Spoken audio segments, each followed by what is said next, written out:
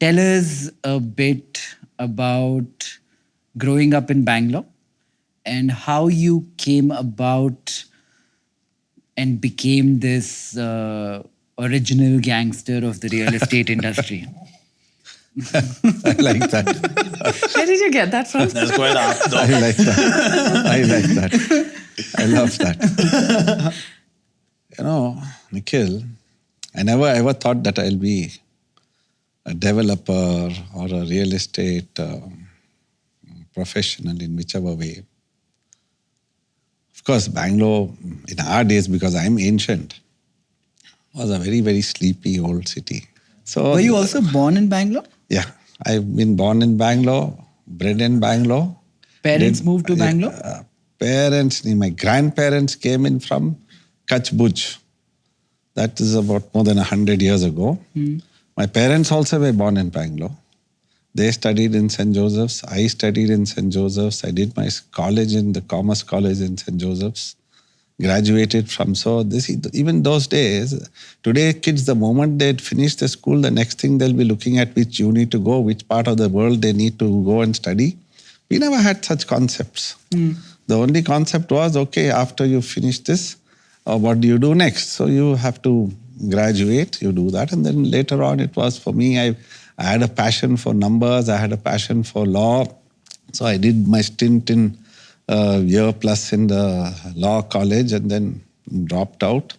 And I did also an articleship for my chartered accountant, which I again opted out because I got sucked into my parents' business. So that's what happened. And that was fashion, menswear fashion. I made Nirupa's dad's wedding clothes. Really? That's right. She wouldn't know about it because she wasn't there. So when her dad walked in, the whole family, we used to get all the coffee planters from different parts from this section. We used to get the industrialists, the businessmen, including the where we are sitting. Mr. Malya himself used to come and make his clothes with us. On Commercial Street? Yeah. And of course, a lot of VIPs. That's how we have that connect. We know all the who's who. That made things easy also. So why did you think of starting a real estate company from... Quirk of fate, destiny. This happened in the year 1980-81. We sold a family property. So I was maybe as old as Karan here. My dad and my two uncles wanted to sell that. They put me and said, you do the entire transaction. So that was way back in 80. So they said some Bombay developer wanted to buy it. In fact, there were several people, somebody from Delhi, somebody from Bombay. Finally, we chose someone.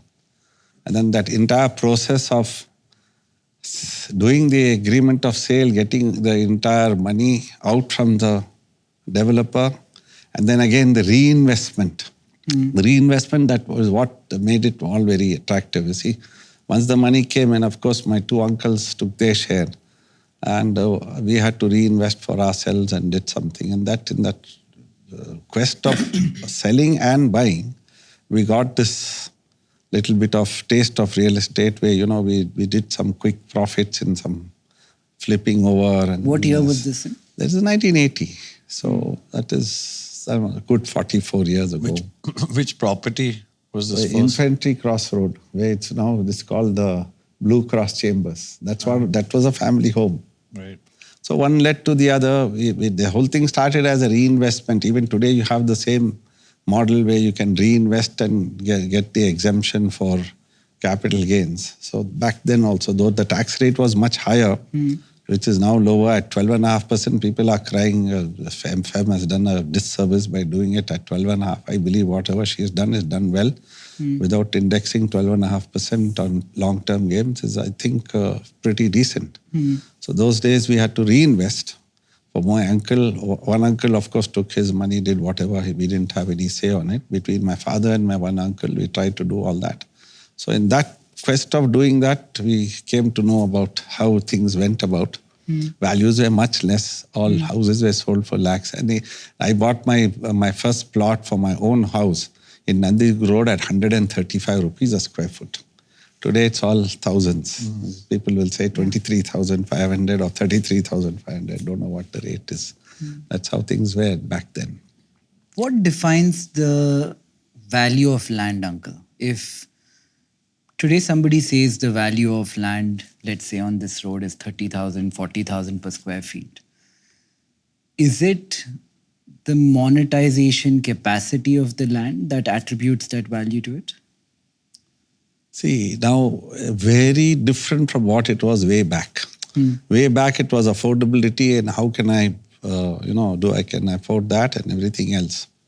I know in 1973, my father bought a piece of land in Ali Asgar Road Cross. You know, what happened was... Where that 76. Elements restaurant is. Yeah, see, what happened was that time we got the Urban Land Ceiling Act. 76 or 73, the act came in.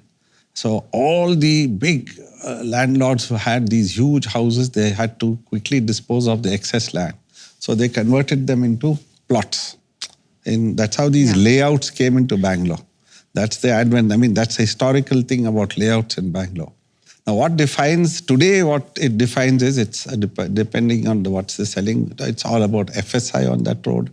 It all depends on what's the selling price of the product would be and the construction cost. So that the entire way of calculating is very different now than back then. It's very different.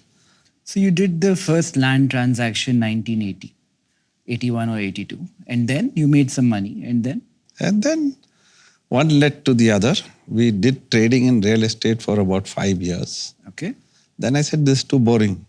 We must really do something which makes a difference, which will be noted for.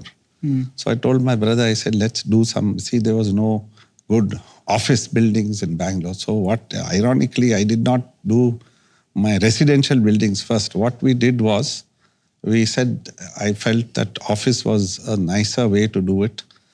You're more known for it. You can either get rental income or you can sell starter offices those days. And the office those days were very different from offices today.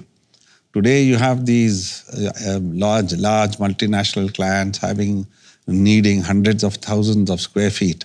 Those days, even an office of 1,000 or 2,000 or 5,000 square feet was big. Because who was the occupiers were professionals, small businesses, small industrialists and all of it. And from where did it change was in the late 90s. 1988, 99, offices changed. So we started building office. My first building was on KH Road, was called the Prestige Court. Then we did two buildings. One is Copper Arch on Infantry Road and the other is House of Lords on St. Mark's Road. Now House of Lords, unfortunately, we sold it and then we realized you don't maintain it, it goes to seed. In fact, we installed the first escalators there. Right. What year was that?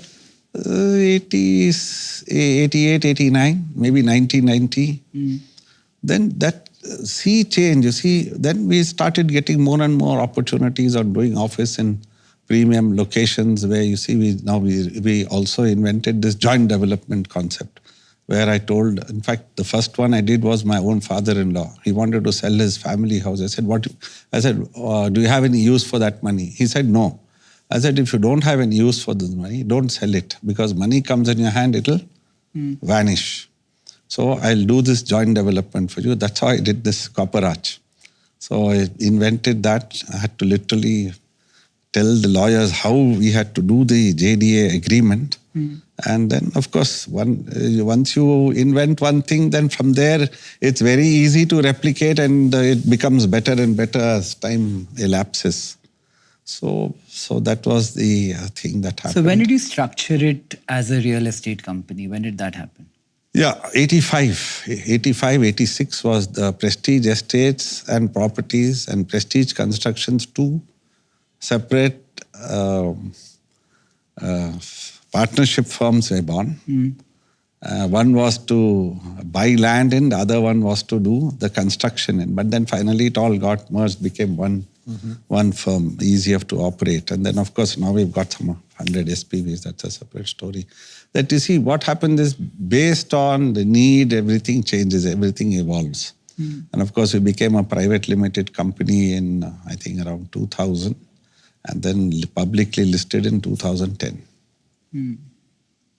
And publicly listed and doing very well in the last 3 or 4 years.